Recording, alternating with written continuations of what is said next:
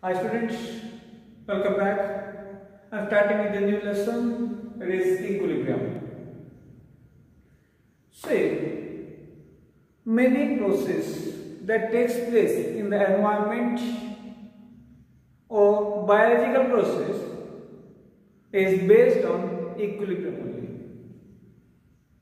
Say, transportation of oxygen to various parts of our body, which is a biological process, happens through the equilibrium between dioxygen or oxygen and protein hemoglobin. So many processes are there which are at equilibrium. And remember, any process which is happening in a closed container, not in the open container, in the closed container usually never goes for the completion. Means the process will continuously happen. Why it happens like that? Or what is the reason for this non-completion of the reaction? Say here, take this example. If ice is taken in a isolated closed container, whatever in that, there will be little water molecule also, liquid water also will be there. And at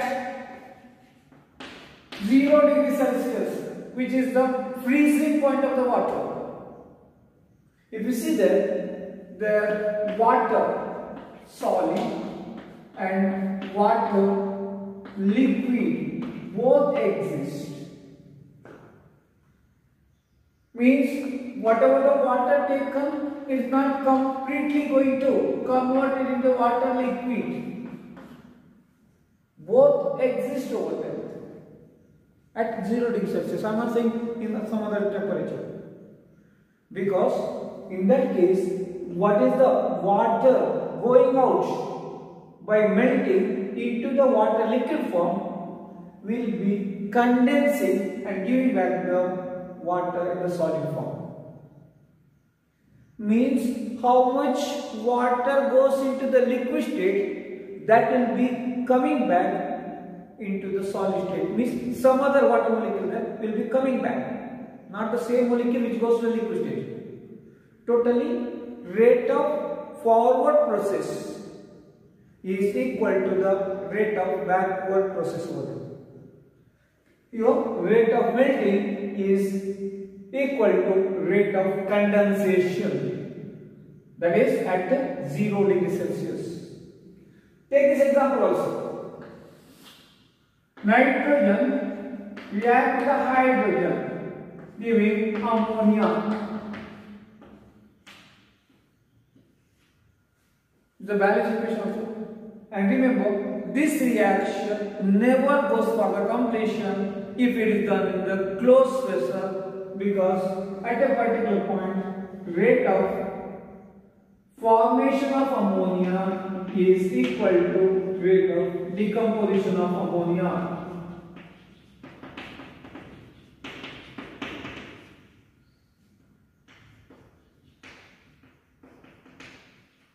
That's why how much ammonia goes, that much only coming back as N2 and H2. So then the reaction continues to happen like that only. Means never stops. That's why the whatever equilibrium process is not a static in nature, it is dynamic in nature. See, when you see the reaction from the outside, it may look like the reaction is stopped. Say, in a even place, clean water in the river is flowing, you see. The person who observes from away may think that water movements got stopped over there, because what is the water molecule going out will be immediately replaced by the another water molecule through the flow. So that's why the person who observes from the outside think that reaction is stopped. That's why the person who observes from outside may think that the movement of the water got stopped. But actually what is flowing? Yes or no in the river?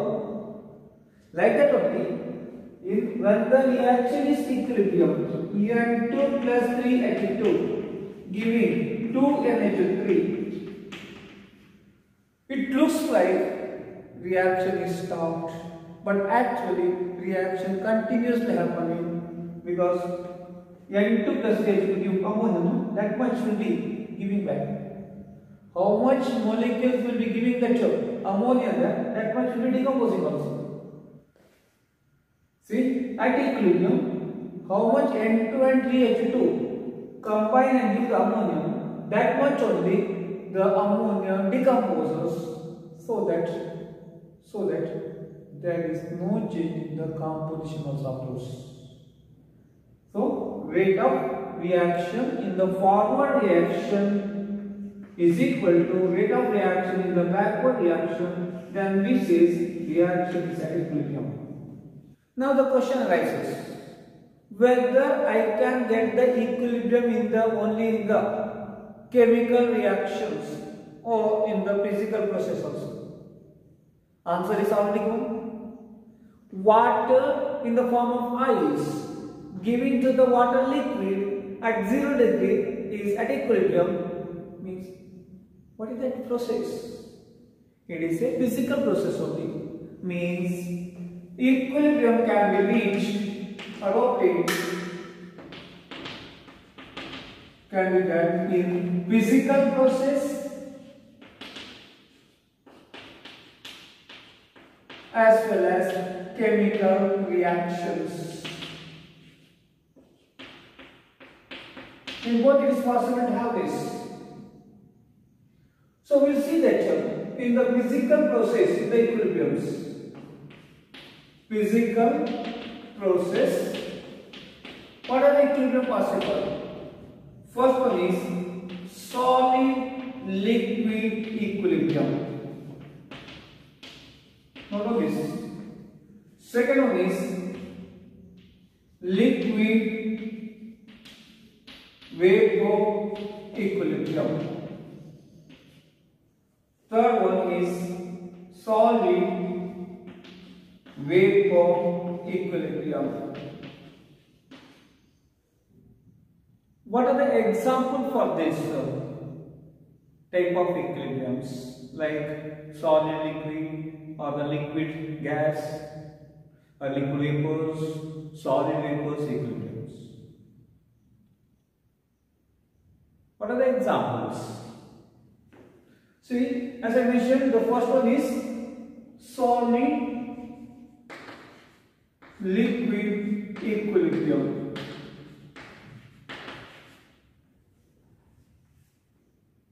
Say you take a water in a isolated closed container at 0 degrees Celsius. I can repeat, take the water at 0 degrees Celsius in a isolated container. What happens then? The water in the form of ice will be there, which is having the formula H2O, which is solid form. And again, the water, again it is H2O liquid.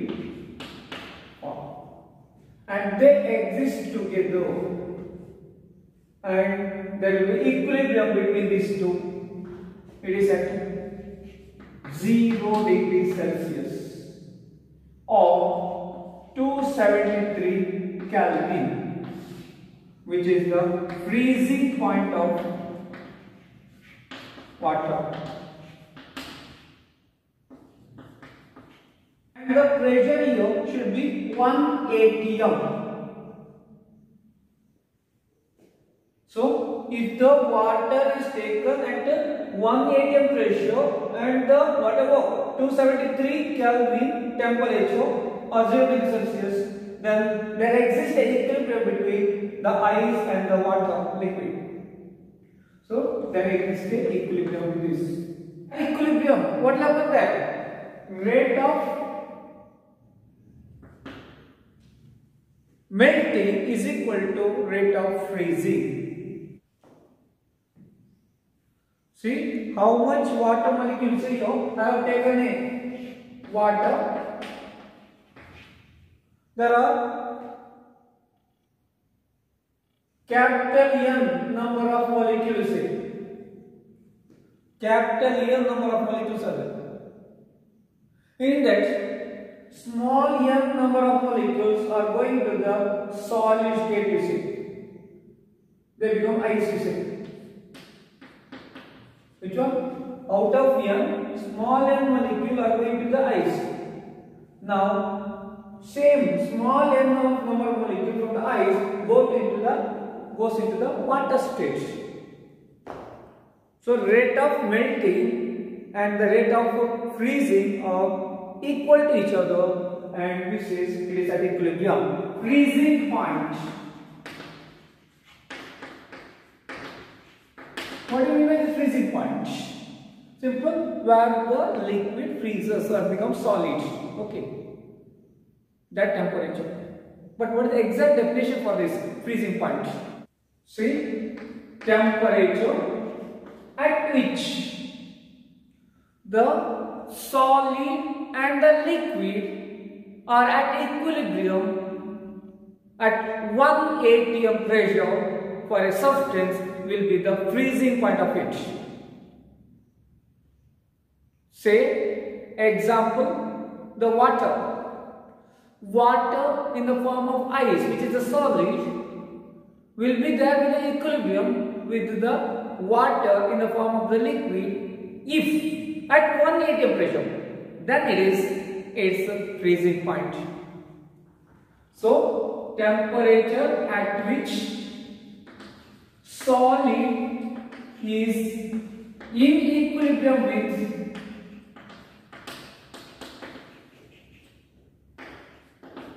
liquid at 1 atm pressure for a substance, that is called as the normal freezing point. What is the next one? Next one is liquid vapor equilibrium.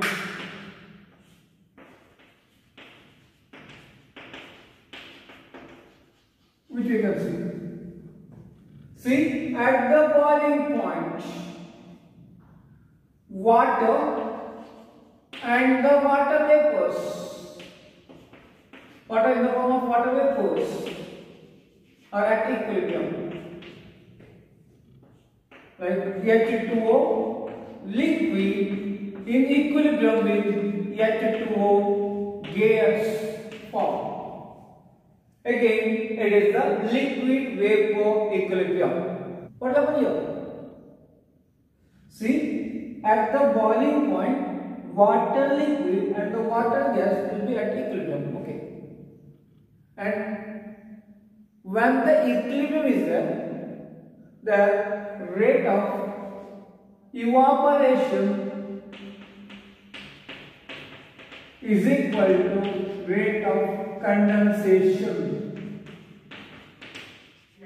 For the water at 100 degrees Celsius or 373 Kelvin, with water in the form of liquid, water in the form of vapors or the gas will be at equilibrium. Note this. See, take this example.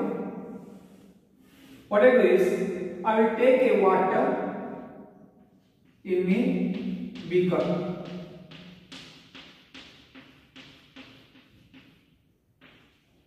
There are plenty of water molecules present over there.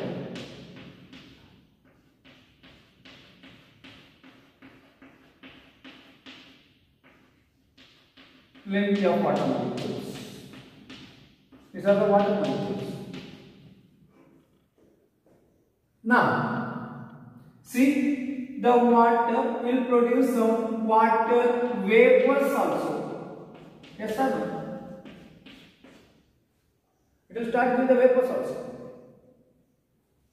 How? See, when the vapors are coming, it is from the surface molecules.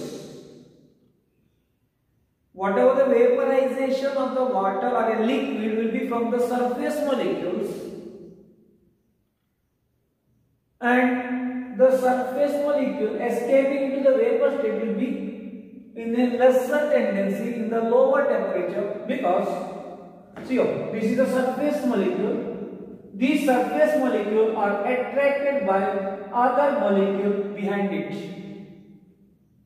When they are attracted by the other molecule behind it, their escaping tendency reduces. Now, that will be, then why the vapor pressure will be there? If the molecule which are on the surface are attracted by the molecule behind and they cannot escape, then how the vapor pressure will be produced? See, I agree. There will be a backward flow by the next molecule which are present to the surface molecule, but certain highly energetic molecule which are present on the surface, highly energetic, what they do? They overcome the backward pull and goes into the vapor state. Thereby they produces the vapor pressure. Now what happens here? If I start heating,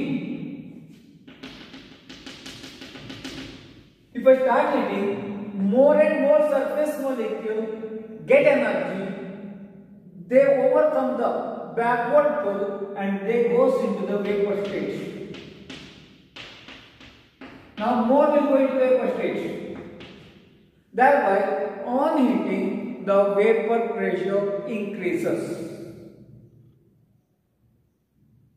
And remember, at 100 degrees Celsius, whatever the vapor pressure is equal to 1 atm pressure, and the boiling of the water takes place. Before, the less number of water vapors was there, so vapor pressure cannot equalize the 1 atm pressure. But as the temperature increases, the vapor pressure increases and it crosses that 1 atm pressure and the liquid start boiling. You can say like this also. Temperature at which vapor pressure is equal to the atmospheric pressure, that is called as boiling point of a liquid. For the water at 100 degrees Celsius, vapor pressure is equal to the atm pressure. That's why see that boiling point of the water at the top of Himalaya is not 100 degrees Celsius. Because at the top of Himalaya, the atmospheric pressure decreases. So, to cross the atm pressure, I no need to heat the water to the same extent as done here. There is no necessary for me to heat up to same temperature at the top of Himalaya. Because the vapor pressure will cross the lower atm pressure in the lesser temperature only. Now, what is the meaning of this vapor pressure? Come back to this. See, water vapors are going out here now. When they are at equilibrium with the water liquidium, that will be the vapor pressure. The pressure exerted by the water vapors or pressure exerted by the vapors which is in equilibrium with the liquid at a given temperature, that is called as vapor pressure. Pressure exerted by the vapors which are in equilibrium with the liquid at a given temperature, that is called as vapor pressure. And by this one you can say, is the vapor pressure is depending upon the temperature or not? Definitely vapor pressure depends upon the temperature, and as the temperature increases, the vapor pressure also increases. Vapor pressure and the temperature are directly related. And remember, whatever the liquid don't have the false impression that they goes into the vapor state only at boiling point. If a liquid goes into the vapor state only at the boiling point, then no water in the river, no water in the lake, no water in the well should have evaporated. Because in the hot summer also, existing temperature will be there in the 40 degrees Celsius, etc. in that range only, not at 100 degrees Celsius. How the waters of the well get dried over there? Water in the well is evaporated. Yes or no? Don't say, sir, people use for drinking, so everything is gone. But the evaporation process also leads into the water drying of the well. Okay, so it is not that at 100 degrees Celsius only the water start going to the vapor state. Before that also they goes into vapor state, because reason already mentioned, highly energetic molecule, they moves into the vapor state by overcoming the attractive force by the behind molecules. Next one is factor to which the vapor pressure depends.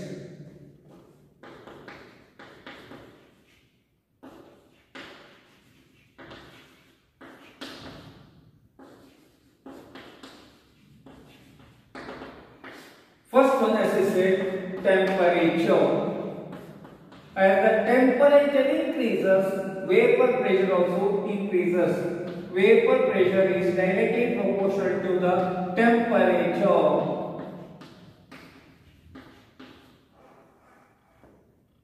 Second one, just here. I will take a acetone in a beaker of 100 ml, and I will take a water again of 100 ml. Which will have the higher vapor pressure? Definitely this acetone will have the higher vapor pressure, because acetone is a volatile liquid. Water is not that much volatile liquid. Water is not a volatile in nature. So when the acetone is taken, because of this its volatile nature, the acetone molecule more and more goes to the vapor state, whereas water is not a volatile, so they goes to the vapor state lesser extent.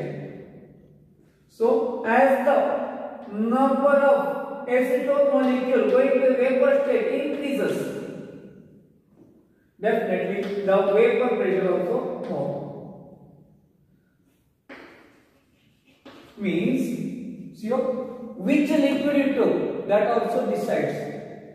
Means, what is the nature of the liquid you taken? Whether you are going to take the volatile liquid or whether you are going to take the non-volatile liquid, that also decides the vapor pressure. That is nature of the liquid.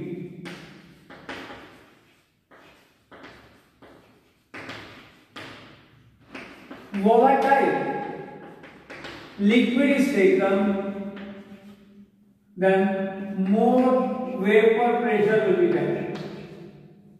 If a non-volatile is taken, less will be there. Note this. Now, to which factor the vaporization depends? Factor affecting the vaporization.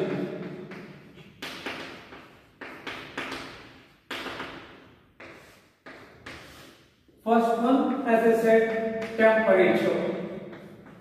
Why temperature? As the temperature increases, more and more molecules get the energy and they escape into the vapor state, means the vaporization increases. Second one, nature of the liquid. Definitely, if a volatile is there, they go into the vapor state quickly than the non-volatile. So, volatile liquid and the non-volatile liquid, nature also decides the vaporization. Now, third one, surface area of the liquid exposed over there. Yes or no? Say here, surface area less, which is exposed over there, then less vaporization will be there. If the surface area is more, then definitely more vaporization will be there. Last one is speed of the wind. This also decides the whatever vaporization. See, next one is difference between evaporation and the boiling.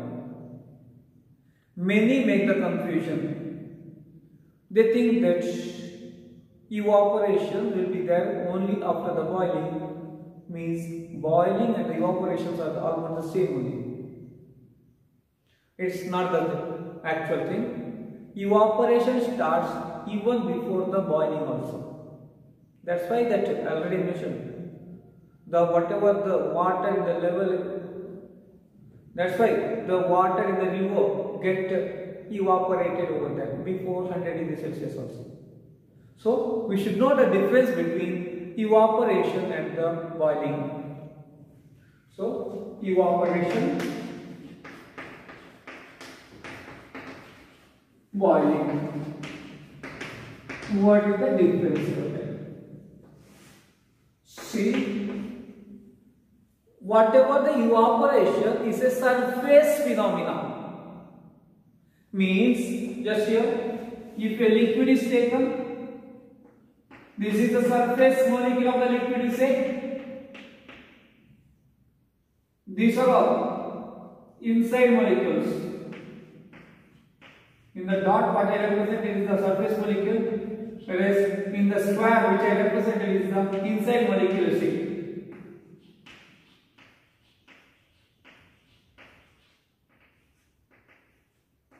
So, during the evaporation, only the surface molecule go into the vapor stage. So, it is a surface phenomena. Means the surface molecule go into the vapor stage. Now, during boiling, what happened there? During boiling, just here, this is surface molecule. This is all, whatever there in the square is inside molecules. Only to understand, I have done a little difference here.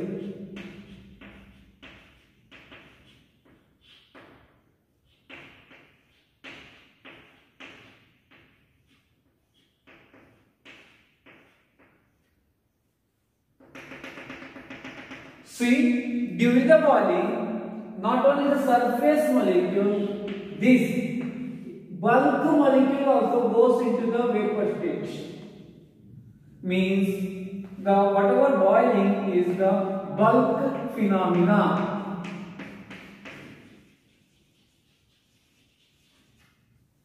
Entire molecule in the liquid one by one start going to the gaseous stage, whereas in the evaporation the surface molecule go into the vapor state. Once all the surface molecule goes into vapor state, then the next will become the surface molecule. Now this becomes the surface molecule, they goes. When they are removed, then this will go, means one by one molecules start moving, one by one molecule from the surface. The second one, as I mentioned, evaporation even at 10 degrees Celsius also there for the water.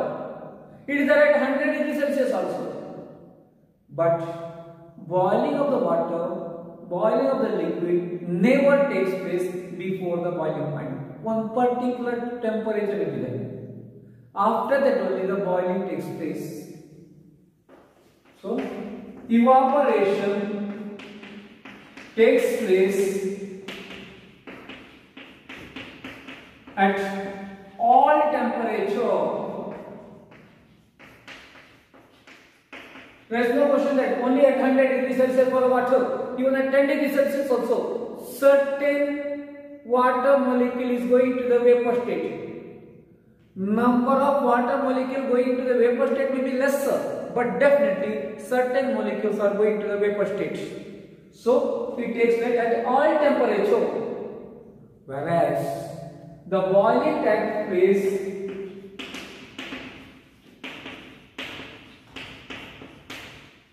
at a particular temperature only, not all the temperature.